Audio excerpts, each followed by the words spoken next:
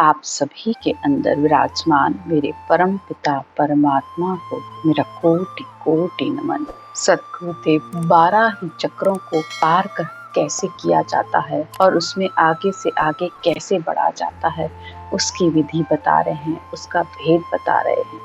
कल उन्होंने 90 चक्र यानी मेरुदंड चक्र के बारे में बताया था कि ताला तोड़ भेद सुन खोलू बोल विचार, कि इस सारे ही चक्रों को, आगे के सारे चक्रों को, सारे ताले, इन चक्रों को सद्गुरुदेव ने ताले कहा है जो बंद है, और इन तालों की चाबी राम नाम है। इस राम नाम की रटना द्वारा इन सारे चक्रों को खोलकर और उस केवल ज्ञान का विचार के द्वारा मैंने इन सारे चक्रों को खोलकर अब वह 6 आगे के चक्रों को पार करके पीछे पीठ के रास्ते पर वह शब्द आया और ऊपर इस मेरुदंड पर आ गया। और यहाँ आकर अब आत्मा का एक बंद लग जाता है जिसे उतानपाद बंद भी कहते हैं, जिसकी वजह से मनुष्य रटना भी नहीं कर पाता है, उसका मन भी भक्ति में नहीं लगता है। तो सद्गुरुदेव ने कहा कि जब आंखें खोलकर और श्वास प्रश्वास में लिवत भजन करेंगे तो ये शब्द आगे की तरफ बढ़ेगा। और यहाँ से 3 धाराएं भी निकली, ईड़ा पिंगला सुखमणा।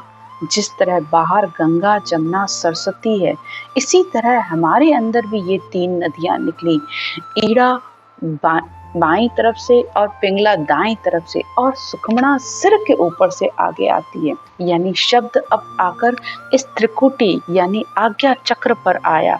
अब ये यहाँ से ब्रह्म का देश शुरू हो जाता है। अब सद्गुरुदेव इस ब्रह्म सुन के बारे में कह रहे हैं, जब त्रिवेणी सुन संत विराजे, इकलक सूर तपे उण छाजे। इस त्रिवेणी यानी इस त्रिकुटी के स्थान को सद्गुरुदेव ने ब्रह्म सुन भी कहा है। ये तीनों ही देवताओं का देश है। यहाँ से मनुष्य को आज्ञा मिलती है, तब वह इन देवताओं के देशों को पार कर पाता है। और सद्गुरुदेव कहते हैं यहाँ पे तीनों धाराएं मिलकर एक हो जाती है और आगे सुखमणा में भजन होता है, और संत आत्मा ही इस ने अक्षर का अनुभव करती है। और यहाँ का आनंद ऐसा है जैसे 1 लाख सूर्य का प्रकाश हो, यानी अनंत गुना ज्ञान का अंदर आत्मा को प्रकाश हो जाता है। और इतना सुख आने पर भी सद्गुरुदेव कहते हैं कि यहाँ पर अभी उस आत्मा का जन्म मरण नहीं छूटता है। 3 लोक का ये सुख त्यागे, 13 लोक त्रिकुटी आगे। इस त्रिकुटी आज्ञा चक्र के स्थान पर बहुत ही आनंद आता है। बहुत से साधकों की तो यहाँ अक्सर सबकी ध्यान समाधि लग जाती है, जिसमें उनकी रटना भी बंद हो जाती है। और जब समाधि खुलती है तो आंखें इतनी बहुत ही ज्यादा लाल होती हैं। तो सद्गुरुदेव कहते हैं कि यहाँ इतना आनंद है, लेकिन फिर भी इतना सुख को भी सब त्याग कर इसके आगे में बढ़ा, क्योंकि इसके आगे त्रिकुटी से आगे भी 13 लोक हैं।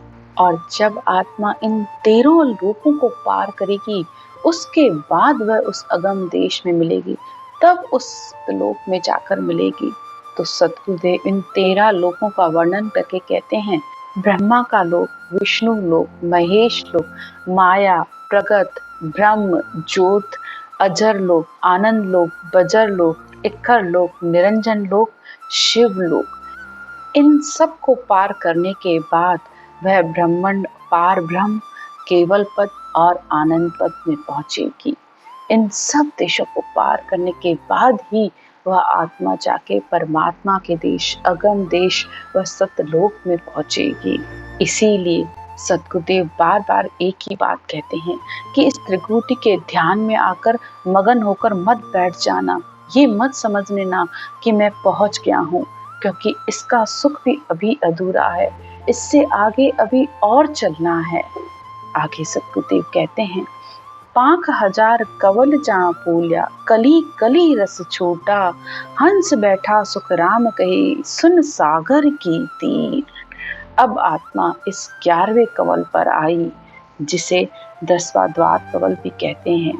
यानी महाराज कहते हैं कि यहाँ 1000 पाँख का कवल खिला हुआ है और उसकी कली कली से रस छूट रहा है। यानी जब आत्मा इस 11वें चक्र पर आई तो पूरे शरीर में इस रटना का अमृत, हर नसों नाड़ियों में वो आनंद महसूस हो रहा है। भक्ति करने वाली हर आत्मा इस ब्रह्मण सुन पर बैठी हुई है। उसे लगता है कि मैं बिल्कुल किनारे पर ही हूँ, बस मुझे परमात्मा में मिलने की देर है। पर सद्गुरुदेव कहते हैं कि नहीं, अभी इससे और आगे चलना है। इन स्थानों को सद्गुरुदेव चिदानंद ब्रह्म, शिव ब्रह्म और पार ब्रह्म, इन तीनों ही देश हमारे इस सिर पर है। यहाँ पर पहुंचकर भी अभी आत्मा को कमी महसूस होती है। उस परमात्मा के अंदर मिलने की बहुत ही उसके अंदर पीड़ा है, और अभी तक भी उसके साथ संसार के सारे विषय तो छूट जाते हैं, लेकिन आत्मा के अंदर से उसे तृप्ति नहीं आती है। आगे सद्गुरुदेव कहते हैं, अब वे 12वें चक्र की बात करते हैं, जिसे पार ब्रह्म का चक्र भी कहते हैं। सुन सागर आगे बसे, पार ब्रह्म को लोक। अब सद्गुरुदेव कहते हैं कि वह सुन सागर यानी वह परमात्मा का देश इस पार ब्रह्म के देश से भी आगे है। पार ब्रह्म यानी इस ब्रह्म को भी पार करेगी आत्मा, यानी इस ब्रह्म के देश को पार करने के बाद ही वह परमात्मा का देश आएगा। तो आप इस बात को अच्छे से समझिएगा। जो लोग कहते हैं कि ब्रह्म से आत्मा आई है और ब्रह्म में ही मिल जाएगी, नहीं, ब्रह्म से तो वो आई ही इसलिए है क्योंकि वहां पे उसका स्थिर स्थान नहीं था। ब्रह्म से उसे बार बार जन्म लेके आना पड़ रहा था। तो इस ब्रह्म को देश को पार करेगी, तब वह उस परमात्मा के देश में जाकर मिलेगी। वहां पर जाने के बाद फिर आत्मा का जन्म मरण इस छूटता है। अब सद्गुरुदेव कहते हैं, जहां अनंत पाख को फूल, तो सद्गुरुदेव कहते हैं अनंत पाख का फूल यानी अनंत, यानी जैसे बाहर फूल खिलते हैं, पंखुड़ियां खिलती हैं, तो कितना आनंद महसूस होता है, वही आनंद इस अंतर में महसूस होता है। इस पार ब्रह्म के देश में यह आनंद महसूस होता है। और सद्गुरुदेव कहते हैं, इस देश को भंवर गुफा भी कहते हैं। ये 12वां चक्र है। यहाँ तक भी हंस पहुंचता है तो उसके माया का संग है।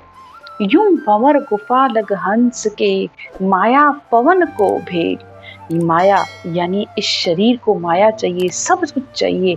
पवन यानी इन श्वासों तक, यहाँ तक भी आत्मा पहुंचकर अभी माया और ब्रह्म का मेल है। अभी आत्मा का जन्म मरण नहीं छूटा है। आगे सद्गुरुदेव कहते हैं, सुखिया छाड़े त्रिकुटी, तादिन रति न भेद। यहाँ तक यानी त्रिकुटी से लेकर 12वें चक्र तक भी ये सारा त्रिकुटी का एरिया है।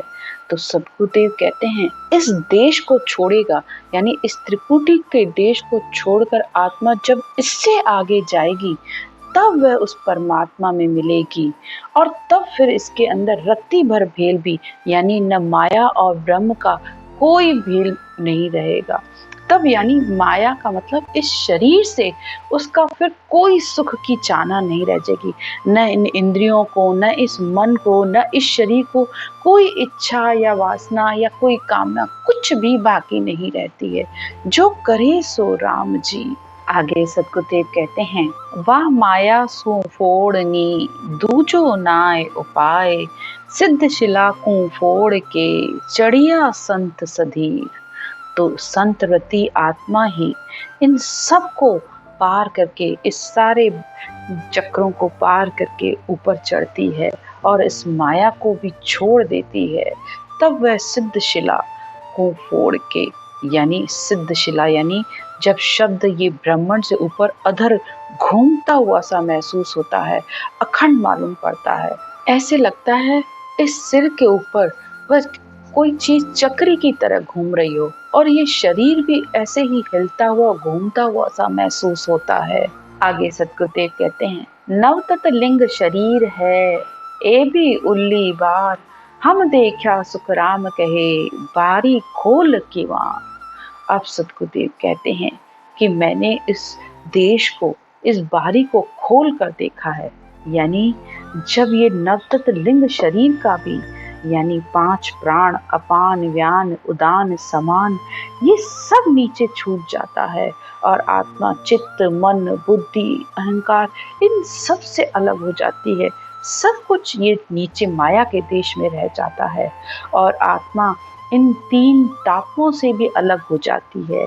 मन का ताप, आत्मा का ताप, शरीर का ताप, इन सब से जब आत्मा अलग हो जाती है, वही धैर्यवान यानी शूरवीर आत्मा ही उस परमात्मा के देश में पहुंचती है। अब आगे सतगुरुदेव कहते हैं, वहां लांघ्या सुख राम कहे, हंस पहुंचा मोख। तो इस पार ब्रह्म के देश को, इस सिद्धशिला भंवर गुफा को पार करने के बाद ही वह हंस आत्मा उस मोक्ष यानी मोक्ष के द्वार पर पहुंचती है। केवल होए निकेवल होए, फिर जन्म नहीं धारे। और जब ये केवल यानी ये सत्ता समाधि के अंदर ही शून्य समाधि लगती है। सत्ता समाधि का मतलब होता है जैसे आप ज्ञान को सुन भी रहे हो और मुंह से रटना भी कर रहे हो और साथ साथ में पढ़ भी रहे हो, तो तीनों काम आपके साथ हो रहे हैं। तो ये हुआ सत्ता समाधि लगना। अब इस सत्ता समाधि यानी रटना करते करते ही बीच में पल छिन्न मात्र की वह शून्य समाधि भी लग जाती है। अब शून्य समाधि कोई अलग से नहीं लगती है।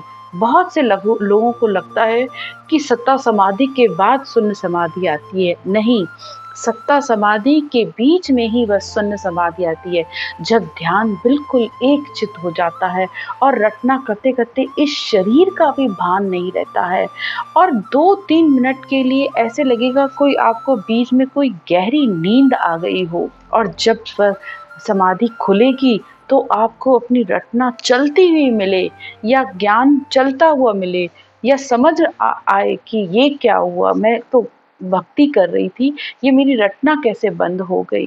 तो वो जो 2-3 मिनट के लिए जो बीच में गहरी शून्यता आती है, उसी को ही शून्य समाधि कहते हैं। इस बात को सतगुरुदेव बहुत जगह पर कहते भी हैं कि तुम भ्रम में मत पड़ना या किसी की बात को सुन के वो मत हो जाना। कि बहुत से लोग कहते हैं कि शून्य समाधि घंटों तक लगी रहती है, 2-2 घंटे तक लगी रहती है। तो नहीं, शून्य समाधि कभी भी इतने घंटों तक नहीं लगती है। वो ध्यान समाधि होती है जो त्रिकुटी में लगती है। लेकिन शून्य समाधि सतगुरुदेव कहते हैं, एक घड़ी आधी घड़ी आधी में पुनि आध, यानी एक घड़ी 6 मिनट, 12 मिनट, ज्यादा से ज्यादा 24 मिनट, इससे ज्यादा वह समाधि की अवस्था नहीं होती है। और शून्य समाधि से ज्यादा सद्गुरुदेव ने सत्ता समाधि का महत्व बताया है, क्योंकि सत्ता समाधि होने पर आप सब कुछ काम करते हुए इसको कर रहे हो, तो इससे आपके पाप और कर्म दोनों कटते हैं और आत्मा जब अपने पापों और कर्मों दोनों से मुक्त होती है तब उस परमात्मा में मिलती है। अब आगे सतगुरुदेव कहते हैं, दर्शन करत त्रिपत नहीं होवे, इमृत वाणी जन को मोहे। यानी इस सत शब्द का आनंद लेते हुए आत्मा को तृप्ति ही नहीं आती है। कितना ही इसका ध्यान कर ले, कितना ही इसको सुन ले, लेकिन उसको तृप्ति नहीं आती। ज्ञान भी उसको बहुत अच्छा लगता है। वह विद का सुख कया न जाए, बिन टेके सतधाम कहावे। अब सतगुरुदेव कहते हैं कि ये अनुभव का ज्ञान, इसका निरपक्ष निर्णय प्यारा लगता है। यानी संसार का ज्ञान तो उसे अच्छा ही नहीं लगता, माया का ज्ञान उसे बिल्कुल अच्छा नहीं लगता है। सिर्फ केवल ज्ञान, अनुभव ज्ञान ही उसे बहुत अच्छा लगता है।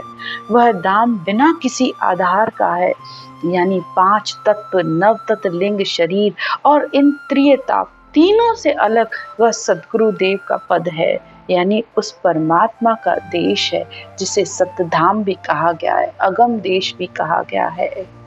आगे सतगुरुदेव कहते हैं, सर्वलोक जय जय करे, वंदे विष्णु महेश। जब पहुंचा सुख राम कहे, संत समाधि देश। अब सतगुरुदेव कहते हैं, जब मृत्यु लोक की आत्मा भक्ति करके उस परमात्मा के देश में सत्ता समाधि और शून्य समाधि देश की वासी बन जाती हैं, तब देवताओं के लोक में भी ऐसी आत्मा को बार बार धन्य किया जाता है।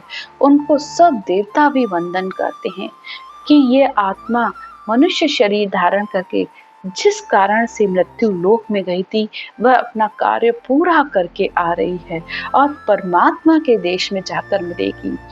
इसीलिए सब देवता भी ऐसी आत्मा की जय जयकार करते हैं। इति श्री 12 चक्रों का अंग संपूर्ण। राम राम।